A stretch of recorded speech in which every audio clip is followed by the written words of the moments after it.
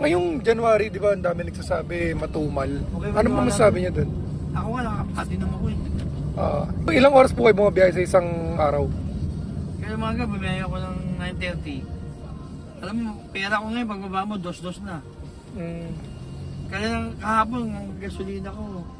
Alam mo ba't sinasabi lang nila yun? Tulong diesel lang sa Tudja. Pero sa pagmamaneho nyo kaya, mga isang araw, ilang oras kayo ulit nagmamaneho? Umuwi kasi ako ng alas 12. Para Kaya mo kumain. ng... Pinakamahaba ko na yung 10 nga 11.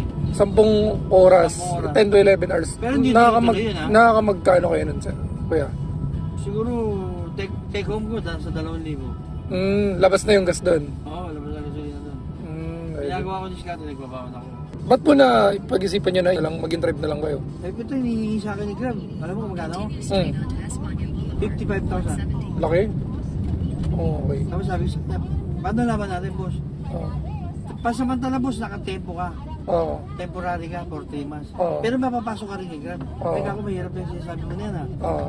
Hindi, kung ayaw naman yun, gusto mo ako, babigyan ka ng 20. Oo. Ay, hindi ho. Package sa amin. Oo. Kasi dire-diretso na yan, eh. Oo. Sabi ko, hindi, ikaw ko, tingnan mo na, mag-iisipan ko na. Oo. Pera ko yung bibigay ko, hindi mo mapera, eh. Oo. Saka yung business yung Marikina, ako, calculator lang, saka isang laptop lang, eh.